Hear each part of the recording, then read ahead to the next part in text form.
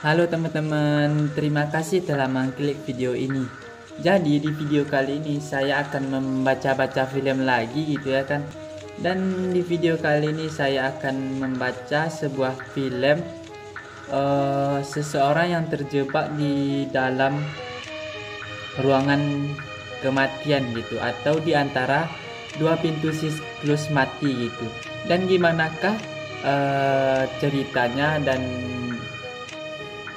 sebelum videonya lanjut jangan lupa di subscribe dan di like juga supaya awak makin semangat dan makin semakin di depan lah pokoknya gitu. Dan kita langsung saja ke filmnya. Dan tukang yang terjebak di antara dua siklus mati dan tidak bisa keluar. Tukang yang terjebak di ruang siklus mati. Awal cerita, tukang reparasi dengan terampil memperbagi kunci apkes. Dia menekan kata sandi untuk membuka pintu dan ingin pergi. Tapi begitu dia keluar, dirinya kembali muncul dari pintu belakang. Ini adalah tampilan yang persis sama.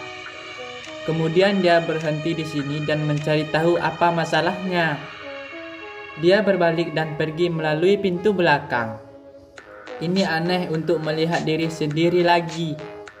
Dia menutup mulutnya dan tidak percaya dengan semua ini.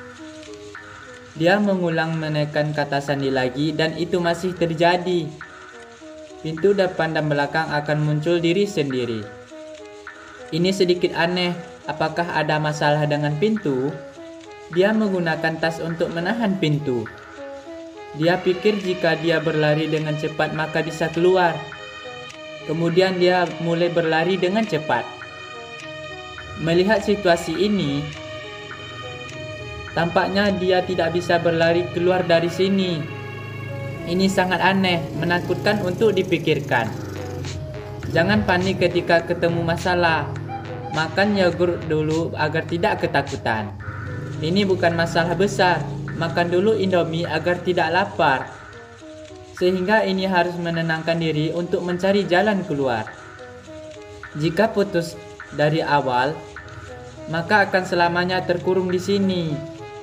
Dia melemparkan bungkus Indomie keluar, dan bungkusan mengenai melalui pintu belakang. Dia terjebak dalam ruang siklus mati ini, dan dia tidak bisa menelpon polisi atau memanggil seseorang. Dia hanya bisa mempelajari sendiri. Waktunya untuk menggunakan otak. Dia mencoba untuk menyentuh dirinya orang lain, tapi dia bisa mencapainya. Jika dia bergerak, dirinya yang lain juga ikut bergerak. Buka pintu depan, pintu belakang ikut terbuka. Ini terulang tanpa henti. Dia tidur di lantai dan ingin putus asa. Dinding ini juga sangat kuat. Tidak mungkin untuk memecahkannya. Tukang mencoba dengan mengukur dan palu juga. Dia bisa menggunakan semua alat tapi tidak ada gunanya. Dia berolahraga sejenak untuk menenangkan diri. Kemudian tertidur sebentar untuk memulihkan tenaga. Dia mulai bermain dengan dirinya orang lain. Kemudian dia mulai bermain dengan seru, seperti sendirian di rumah. Bahkan menggunakan pengukur untuk bermain lompat tali. Hingga pengukur hampir patah. Terakhir pengukur patah karena memukul pintu.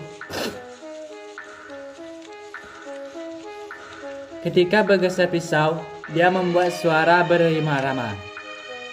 Dan dia mulai bernari. Dengan menari dia tidak merasakan kesepian lagi.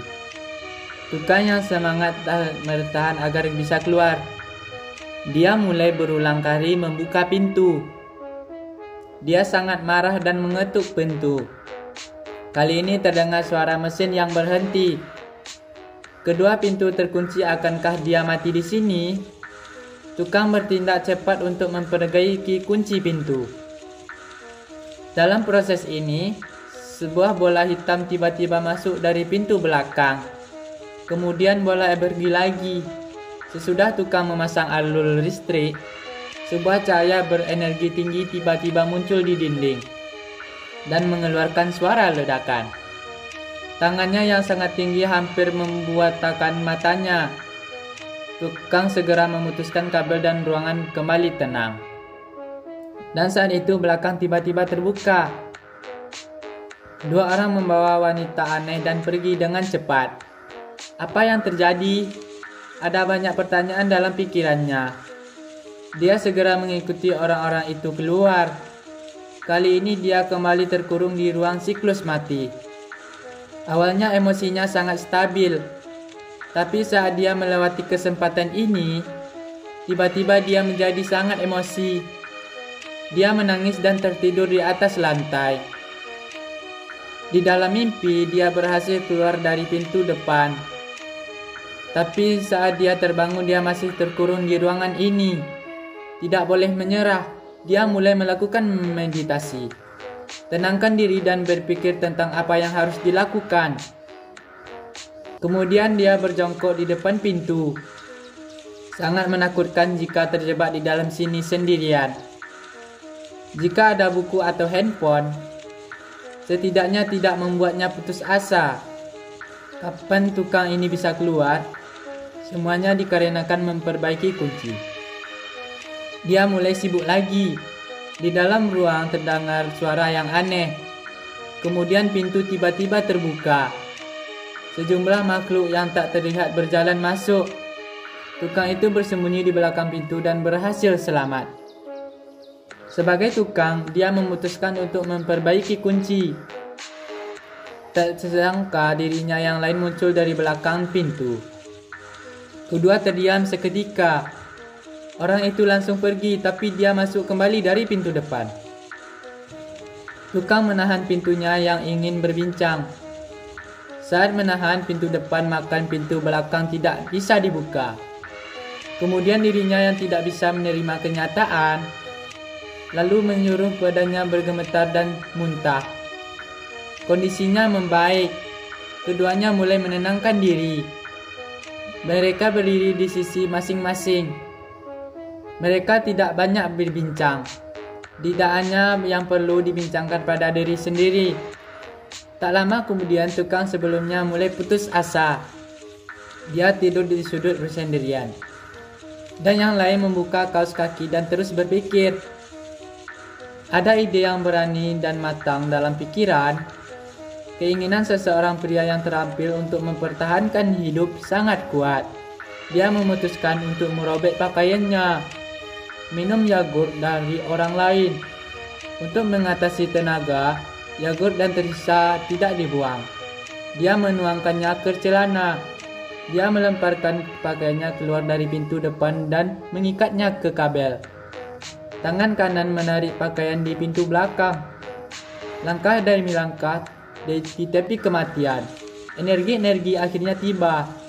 Dia menyentuh kabel untuk membuat konsleting. Dia menyentrum kedua orang hingga pingsan dan menghentikan siklus. Tidak lama kemudian, ketika dirinya yang lain terbangun, melihat semua di depannya, dia berteriak meminta tolong. Dia tidak melihat cahaya dari pintu depan. Dia pergi ke pintu belakang yang gelap. Dan tukang yang pingsan saat terbangun kembali. Dia membuka pintu depan dan melihat cahaya. Dengan usaha sendiri mendapatkan kehidupan baru. Film ini berjudul Demon in the Space. Film ini bercerita tentang tukang yang terjebak di dalam siklus mati. Dan cara dia menyelamatkan diri sendiri. Kehidupan di dunia mau tidak mau akan menghadapi dilema sementara. Walaupun berusaha akan tetap di tepat waktu. Di ke dalam siklus mati hanya tetap optimis. Terus berpikir agar bisa keluar dari siklus mati ini. Menghadapi dilema yang sama. Orang pesimis akan putus asa setelah berusaha sedikit. Pada akhirnya hanya akan jatuh ke dalam kegelapan. Hanya mereka yang positif bisa keluar dari siklus kematian.